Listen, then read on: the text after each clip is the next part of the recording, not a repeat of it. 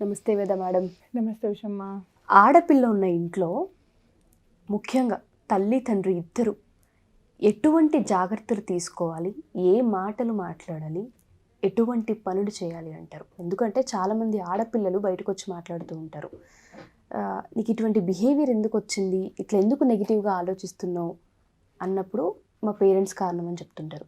ఇంత మంచి బిహేవియర్ ఏంటి, ఇంత మంచి గుణం ఏంటి అన్నప్పుడు మా పేరెంట్స్ కారణం అంటుంటారు. రెండిటికి వాళ్ళే ఉంటుంటారు. కాబట్టి పేరెంట్స్ ఇఫ్ ఇన్ కేస్ పిల్లలు కనుక పక్కదారి పడుతున్నారు, లేదంటే రాంగ్ ట్రాక్ వెళ్తున్నారు అన్నప్పుడు తెలియకుండా పేరెంట్స్ మిస్టేక్స్ ఏమన్నా ఉంటాయంటారా? దీన్ని ఏ యాంగిల్లో మనం చూడొచ్చు? ఎస్పెషల్లీ పేరెంట్స్ ఆడపిల్ల వయసుకు వస్తుంది అంటే ఏ ఏ జాగ్రత్తలు తీసుకోవాలి అంటారు? I love this question actually.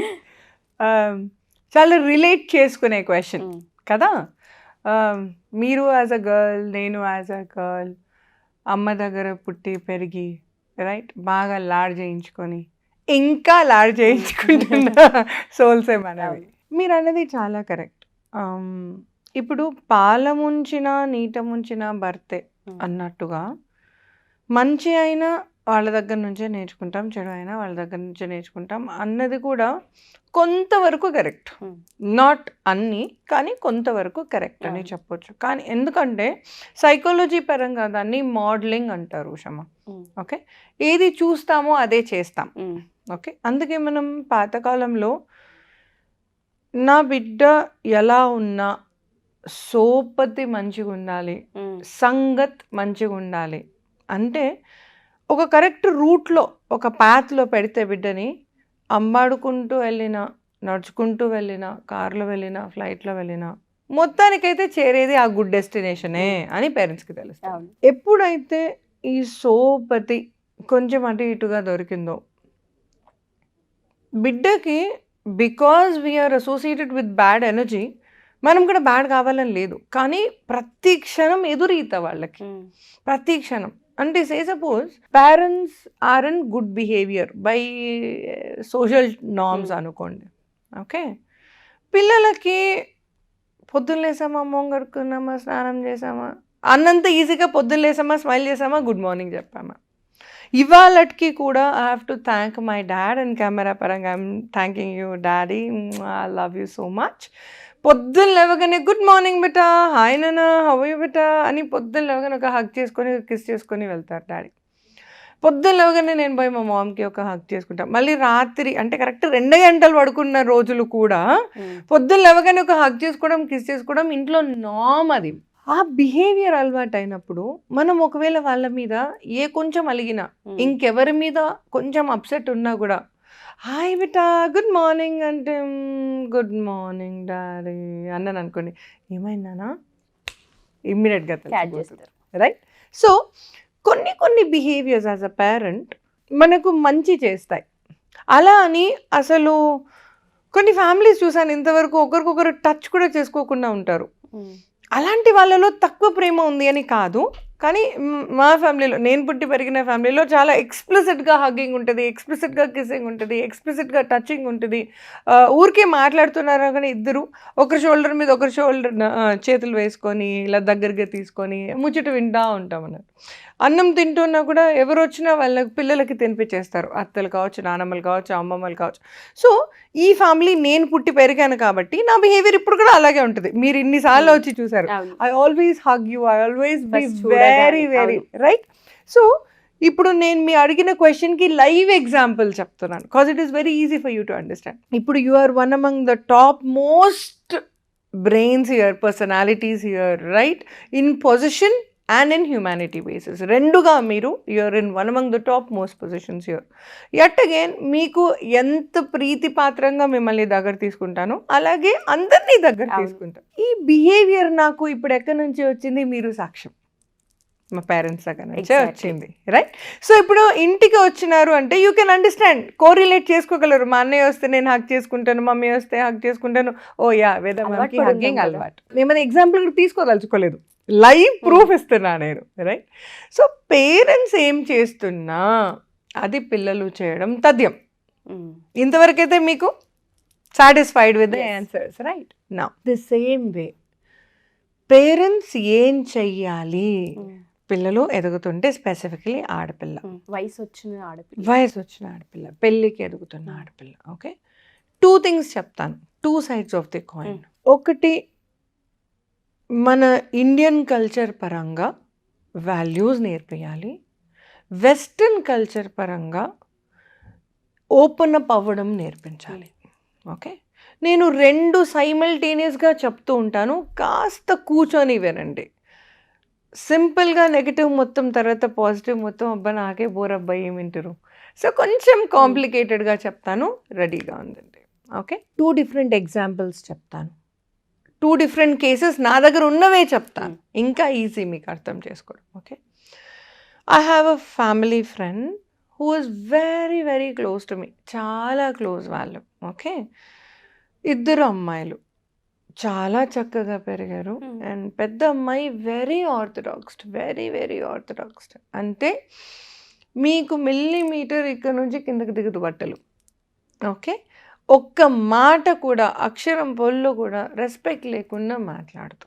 Okay, Seethamma వారంటే సీతమ్మ వారిలాగే ఉంది, తన మాట ప్రవర్తన తీరు ఎప్పుడు అమ్మకుచి కొంగు పట్టుకొని ఒక టాడ్లర్ ఎలా తిరుగుతుందో ఇప్పటికీ అమ్మకుచి. రెస్టారెంట్ పోవాలన్నా అమ్మ కావాలి, కాలేజ్ ముందు అమ్మ దింపాలి, క్లాస్ అయిపోగానే అమ్మ తీసుకురావాలి. ఇవాళకి కూడా తన స్టేజ్ అలాగే ఉంది. కాలేజ్ అయిపోయింది, జాబ్ వచ్చే ఏజ్ వచ్చింది, జాబ్ చేస్తూ కూడా ఆల్మోస్ట్ 7 years అయిపోతుంది. ఇప్పుడు కట్ చేస్తే ప్రాబ్లం చెప్తాను, ఇంతవరకు స్టోరీ చెప్పాను. ఆ అమ్మాయి ఎంత చక్కగా ఉంది, కట్ చేస్తే ఆ అమ్మాయికి ఒక్క సంబంధం రావట్లేదు. 7 ఏళ్ళు అయిపోతుంది. వాళ్ళ పేరెంట్స్ చేతులు పట్టుకొని ఏడుస్తారు, వేదమ్మ ఏమన్నా చెయ్యి, పెళ్లి సంబంధం ఒకటి చూడవా అమ్మాయికి అని. కానీ ప్రాబ్లం ఏమవుతుంది అంటే అతి మంచితనం కూడా కష్టం, అతి ఇన్వాల్వ్మెంట్ కూడా కష్టం. మళ్ళీ ఒక్కసారి దానిలో ఉన్న మర్మం మాత్రమే అర్థం చేసుకోండి. తల్లి దగ్గర అవసరం కంటే అటాచ్మెంట్ ఉండడం కరెక్ట్ కాదు అని నేను చెప్పట్లేదు, కానీ ఎదిగిన బిడ్డకి తల్లి ఎంత ఫ్రెండ్ ఉండాలో అంతే ఫ్రెండ్ ఉండాలి. కానీ ఎదిగిన బిడ్డకి ఎదిగిన బిడ్డ కూడా ఫ్రెండ్ ఉండడం ఇంపార్టెంట్. ఓకే, నా ఆ అమ్మాయి ఏది మాట్లాడినా అమ్మే, వేరే ఫ్రెండ్ లేదు, వేరే ముచ్చట లేదు, వేరే తెలియదు. తను వేసుకునేది ఓన్లీ ఇండియన్ క్లోత్స్, ప్లెయిన్, ఇంకా ఏం వేసుకోదు. ఇవాళటి కాలం మగపిల్లలు ఎలా ఉన్నారు, అట్లీస్ట్ డెనమ్ జీన్స్ అన్నా అడుగుతారు, రైట్? మిగతావి కాకపోయినా తను ఓపెన్గా చెప్పేసింది, నేను ఏది వేసుకోను, నేను బిజినెస్ మీటింగ్స్కి రాను, నేను వర్క్కి పోయినా I will be in my own world, I don't want to maintain a circle, I don't want to maintain friends. నేను అన్నాను, సంబంధం చూసినప్పుడు let the boy and girl talk for some time అంటే మేబీ దట్ విల్ హెల్ప్. ఆ అమ్మాయి నేను మీకు ఇష్టమైతే పెళ్ళి చేసుకోండి, పెళ్ళి తర్వాత మాట్లాడదాం. ఈ టైంలో ఇది is not going to work. మగపిల్లలైతే ఎవరు ముందుకు రావట్లేదు, అసలు నువ్వెవరో తెలియదు, ఒక్క మాట మాట్లాడవు, నువ్వు వెస్ట్రన్ వేసుకో, క్లారిటీ ఇచ్చేసావు. అది కూడా తల్లే చెప్పింది, నా బిడ్డ వెస్ట్రన్ వేసుకోదు, నా బిడ్డ బయటకు రాదు, నా బిడ్డ నా దగ్గరే ఉంటుంది, నా బిడ్డ నువ్వు పెళ్ళి చేసుకుంటున్నా, నీ బిడ్డ పెళ్ళి చేసుకుంటుందా? Okay, point number 1, over involvement in the kids life. మెయిన్గా ఆడపిల్ల ఎంతగా ఇండిపెండెంట్ చేస్తే మనకు అంత మంచిది. అవసరానికి తల్లి ఉన్నా ఉండకపోయినా అత్తగారింట్లో లేదా తను సంసారం మొదలుపెట్టిన ఇంట్లో తనకు తానే అఖండ దీపంలా ఉండాలి. That is parents homework. Okay, point number 2, మనసులో మాట చెప్పడం అన్నది నేర్చుకోవాలి ఆడపిల్ల. అది పేరెంట్స్ నేర్పివ్వాలి. అది ఎలా? వాళ్ళిద్దరి మధ్యలో సంధి అన్నది కుదిరితే ఇది కుదురుతుంది. అంటే వైఫ్ అండ్ హస్బెండ్ మధ్యలో గొడవలు సర్వసహజం అండి. ఓకే, తల్లిదండ్రులు గొడవలు పడ్డం నడుస్తుంటుంది, family good morning good night లాగా, రైట్? కానీ గుడ్ మార్నింగ్ గుడ్ నైట్ లాగానే ఉండాలి గొడవ కూడా. ఇది కూడా మా డాడ్ దగ్గరే నేర్చుకున్నాను. రాత్ గయితో బాత్ గయి. డాడీ ఏమంటారంటే, ఏమన్నా కొట్లాడుకోబోయి రాత్రి కల్లా అయిపోలే, పొద్దున్న లేసినాక టాపిక్ మాట్లాడొద్దు, పొద్దున్న లేసినాక ఆ టాపిక్ మాట్లాడొద్దు. Point number 2. ఓకే, ఏదన్నా గొడవ వచ్చినప్పుడు అది ఎంత సాగతీయాలి అన్నది మనకు తెలిసి ఉండాలి. ఓకే, ఇప్పుడు మదర్ కూడా తన వరల్డ్ తనకు ఉంటుంది. అవసరం కంటే ఎక్కువ సాగదీస్తే మదర్ కూడా ఓపికపోతుంది. హస్బెండ్కి ఇంకా ఎక్కువ ప్రాబ్లమ్స్, ఇంటి బయట ప్రాబ్లమ్స్ కూడా ఉంటాయి. ఇప్పుడు నేను housewife versus working father చెప్తున్నాను. Even if the other way around, అంటే ఇద్దరు వర్క్ చేస్తూ ఉన్నా కూడా ఎవరికైనా, ఇప్పుడు ఉషమ్మ మన ఇద్దరం అలిగేమనుకోండి ఒకరికొరకరం, 2 నిమిషాలు అడిగితే ముద్దు, దానికంటే ఎక్కువ వద్దు, అసలే వద్దు కదా. సో ఆ అలక కూడా ముద్దుగా ఉండాలి అన్నది నేర్పియాలి. పాయింట్ నెంబర్ 2, పొద్దున గొడవైనా సాయంత్రం కల్లా ఒక రోజ్ ఫ్లవర్ తీసుకొచ్చుకోను, లేదా వంట చేసినప్పుడు అదే తను కోరిన వంట, తను వండిన వంట హస్బెండ్ కోసం అదే ఒక్క బుక్క తినిపించో. బిడ్డ ముందు వెన్ యూ డూ దిస్, బిడ్డకి తెలుస్తుంది, ఓ హస్బెండ్తో గొడవ పడితే ఇలా ఉండాలా అని. ఓ డోంట్ టచ్ మీ పిల్లలు, ఇది ఎక్స్పెక్ట్ చేసి పొద్దున పుస్తే కట్టి బిడ్డకి సాయంత్రం కల్లా, ఇంకా నువ్వు ప్రెగ్నెంట్ కాలేదా, పక్కన వాళ్ళకి 3 నెలలు అంట, నా పక్కన వాళ్ళకి 4 నెలలు అంటే, how do you think a child can really understand the journey? అట్లా అటు ఎక్స్ట్రీమ్ ఉండకండి, ఇటు ఎక్స్ట్రీమ్ ఉండకండి, రెండిటి మధ్యలో ఉండండి.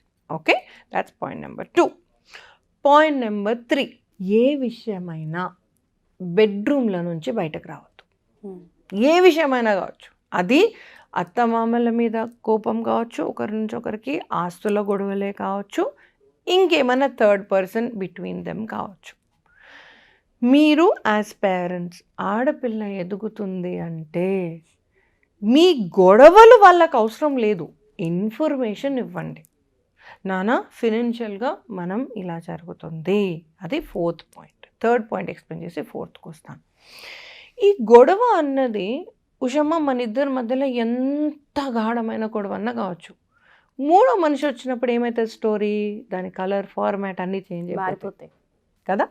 3వ మనిషి రారాదు. స్పెసిఫికలీ మీ పేరెంట్స్ అయితే, బాయ్ పేరెంట్స్ అయినా గర్ల్ పేరెంట్స్ అయినా, get out from their bedroom. ఆ వార్నింగ్ ఇస్తున్నాను నేను. బిడ్డ సంసారంలో బిడ్డ బెడ్ మీద వచ్చి కూర్చున్న మదర్ ఎవరైనా చూస్తేనైతే తాట తీసేస్తాం. మీరే, మీ ఇన్వాల్వ్మెంటే వాళ్ళని నాశనం చేపిస్తుంది, మీ ఇన్వాల్వ్మెంటే వాళ్ళని డివోర్స్ దగ్గర తీసుకెళ్తుంది.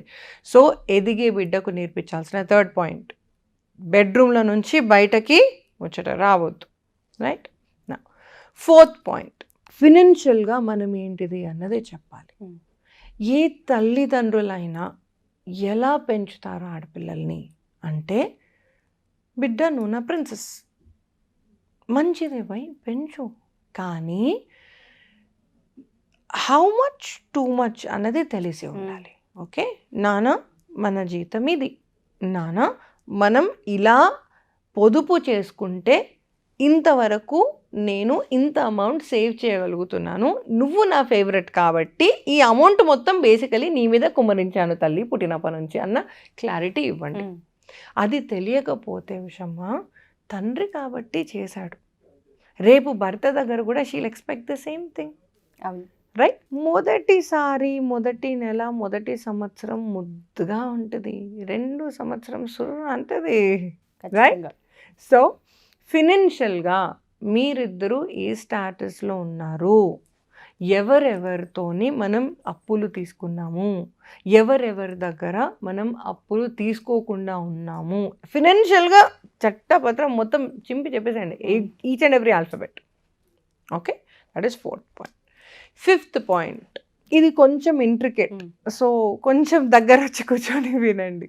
ఓకే, మన ఫ్యామిలీలోనే, జాయింట్ ఫ్యామిలీలోనే ఇద్దరి మధ్యలో గొడవ ఉంటే, ఒకరు పెద్ద మనుషులు ఎలా ఉంటారంటే, అది గర్ల్ అయినా బాయ్ అయినా, అంటే అత్త కావచ్చు, మామయ్య కావచ్చు, బాబాయ్ కావచ్చు, పిన్ని కావచ్చు, ఇద్దరు గొడవలు పడ్డారు అని తెలిస్తే ఇద్దరిని కూర్చోబెట్టి సంధి చేస్తారు. మరి ఇంకొకరు ఉంటారు ఉండోయ్, వీళ్ళకి బోరుగట్టి వాళ్ళిద్దరి మధ్యలో గొడవలు పట్టిస్తారు. ఓకే, సో ఈ బిహేవియర్లు కూర్చోబెట్టి నేర్పించండి. కానీ ఇక్కడ ఒక హెచ్చరిక, గొడవలు పెట్టడం, ఇగో వీళ్ళు ఇలా చేస్తారు అంటే ఆహా అని ఆడోళ్ళు, మా వాళ్ళు అయితే ఇట్లా చేస్తున్నారు, మీ వాళ్ళు అయితే ఏం చేయలేదులే అని మొదలుపెట్టి మళ్ళీ మీ ఇద్దరు కొట్లాడుకోండి. మీ ఇద్దరు సినిమా కానే కాదు, ఇక్కడ బిడ్డ కోసం మాట్లాడుతున్నాం, బిడ్డ కోసమే ఫోకస్ చేసుకోండి. రైట్? సో కొంచెం ఇలా డీవియేట్ అయిపోయి హీరో నేనే, హీరోయిన్ నేనే, దరిద్రం ఏంటి అంటే డైరెక్షన్ నేనే, please do not deviate, come back to the point. Okay, ఎవరు నీ కష్టం వస్తే ఎదిగిన పాప కాబట్టి, మనం రాత్రి పడుకుంటే పొద్దున్న లేస్తామో లేదో తెలియదు కాబట్టి, బిడ్డ నీ కష్టం వచ్చిన నాడు నీకు ఇమోషనల్గా వాట్ డూ ఐ డూ అని నీకు అర్థం అయ్యి, సందిగ్ధ అవస్థ అంటారు దీన్ని, how do not know what to do. ఇలాంటి టైం వచ్చినప్పుడు ఈ బాబాయ్ దగ్గరికి వెళ్ళు, ఈ బాబాయ్కి కాల్ చేయి, ఈ పిన్ని దగ్గర వెళ్ళు. ఈ పిన్ని ఏ ప్రాబ్లం ఉన్నా కూడా తన కడుపులో పెట్టుకొని నీకు సొల్యూషన్ ఇచ్చి పంపిస్తుంది అన్నది నేర్పేయండి. అది ఎవరు అంటే, మోడీ అయితే నీకు ఎకనామికల్ ప్రాబ్లం ఏదున్నా చెప్పేస్తారు. ఓకే, అండ్ కేసీఆర్ గారికి టైం ఉన్నప్పుడు నువ్వు వెళ్ళు నానా, ఇట్లా అందుబాటులో లేని వాళ్ళు కాకుండా అందుబాటులో ఉన్న వాళ్ళకి వాళ్ళ పేర్లు చెప్పండి. ఎండ్ ఆఫ్ ద డే వాళ్ళు ఉన్నది ఇంత భూమికి జానెడు చిన్న పిల్లలు, రైట్? సో మీ ఫ్యామిలీలో ఎవరో ఎక్కడో ఉంటారు, మనం ఎవరినైనా వాళ్ళని కలవాలి అంటే బస్సు తీసుకొని 3 రోజులు వెళ్ళి, ప్లీజ్ ఇదంతా వద్దు. Make sure that already problem మీద ఉండి చెప్పాలి అంటేనే కష్టం, దానికి తోడు ఇంకా ఎక్కువ అడిషన్ చేయకండి. ఓకే, సో ఏ కష్టం వచ్చినా కూడా అత్తగారింట్లో కావచ్చు, పర్సనల్గా కావచ్చు, వీళ్ళతోని మాట్లాడండి అని ఒక పెద్ద మనిషిని చూపించండి. ఓకే, అన్నిటికంటే ఇంపార్టెంట్, ఎవరైతే అమ్మాయి వాళ్ళ ఫ్రెండ్ సర్కిల్లో కానీ, నేబర్ సర్కిల్లో కానీ, కజిన్ సర్కిల్లో కానీ, తన వయసులో ఉన్న అమ్మాయి కానీ తనకంటే మెచ్యూర్డ్గా ఆలోచించే అమ్మాయిని ఒక్కరిని జత చేసి పెట్టండి. ఎప్పుడు వాళ్ళ నెంబర్ ఇచ్చి పెట్టండి. తనకు వాళ్ళని ఎంత వీలైతే అంత క్లోజ్గా ఉండేలా చూడండి, ప్రాక్సిమిటీ అంటారు. ఓకే, ఒకవేళ వీలు కాకపోతే అట్లీస్ట్ ప్రాబ్లం ఉన్నప్పుడు కాల్ దెమ్ నానా. ఎందుకు అంటే మనకు mom and dad and so many people ఉంటారు, కానీ ఏ వయసు వాళ్ళకి వాళ్ళు ఎక్కువ క్లోజ్గా ఎక్స్ప్లెయిన్ చేసుకోగలరు. So make sure that you do this. ఇవన్నీ డూస్. ఇప్పుడు డోంట్స్ చెప్తా, రైట్? డోంట్స్ చెప్పాలి అంటే కొంచెం పర్సనల్ ఇష్యూస్ కూడా ఉంటాయి. సో ఏమనుకోకుండా, నా బిడ్డ కోసమే చెప్తుంది కదా, నా కోసమే చెప్తుంది కదా అని దగ్గర తీసుకొని, నేను కూడా ఒక ఫ్యామిలీ మెంబర్ అనుకుంటేనే మీరు నెక్స్ట్ ఎపిసోడ్ వినగలరు. ఓకే, నా పెళ్ళైన కొత్తలో ముద్దుగా తయారై, ఆ తర్వాత బొద్దుగా తయారై, విసుకొచ్చేసి మొగుడంటే నీకు విసుకొచ్చేసి, ఈ ఎన్వైరన్మెంట్ ఎక్కువ ఎక్స్పోజ్ చేస్తే ఆడపిల్లలకి పెళ్ళి ఇప్పుడు అవసరమా అన్నది ఎక్కువ ప్రాబ్లం. ఓకే, ఇంతకుముందు పెళ్ళి అవసరం ఉండే, ఎందుకంటే మనకి ఏటీఎం లేకుంటున్నాయి కదా, జాబ్ లేకుంటున్నాయి, ఎవరో ఒకరు ఇవ్వాలి కదా మళ్ళీ చీరలు, మళ్ళీ నీకు లేదు ఇంకెవరన్నా ఇవ్వాలి కాబట్టి పెళ్ళి. దానికంటే ఎక్కువ అయితే నాకు అవసరం ఏం కనిపించలే అబ్బా, ఆనెస్ట్లీ. ఆ కాలంలో, ఈ కాలంలో అంటే పిల్లల ప్రకారం అండర్లైన్ పిల్లల ప్రకారం ఇప్పుడు వాళ్ళ జాబ్ వాళ్ళకు ఉంది. ప్రతి మచ్ 9 out of 10 కిడ్స్కి వాళ్ళ జాబ్ వాళ్ళకు ఉంది కాబట్టి, వాళ్ళ సంపాదన వాళ్ళకు ఉంది కాబట్టి, ఇప్పుడు హస్బెండ్ యాడెడ్ ప్రెషర్ ఏం అవసరం, ఆ మూమెంట్కి వాళ్ళు వచ్చేస్తున్నారు యంగ్స్టర్స్. కాబట్టి హస్బెండ్ అంటే ఆ స్పార్క్, ఆ రెస్పెక్ట్, ఆ వాల్యూ సిస్టమ్ అలాగే ఉంచండి, ఎన్ని సంవత్సరాలైనా మీ పెళ్ళై. ఓకే, అలాగే వైఫ్ అంటే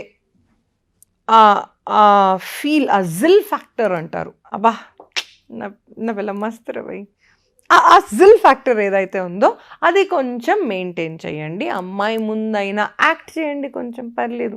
రేపొద్దున మీ బిడ్డ కూడా నా మొగుడు వావ్ అనుకుంటుంది, నా భార్య వావ్ అనుకుంటుంది, అండ్ వాళ్ళిద్దరి ఫ్యామిలీ కన్నా, అంటే వాళ్ళిద్దరి ఫ్యూచర్ లైఫ్ కన్నా పనికి వస్తుంది. ఓకే, మీకు కూడా కొంచెం రిఫ్రెషింగ్ ఉంటుంది అబ్బా, రైట్? ఈ second ending of the life, second stage of the married life వాళ్ళకి.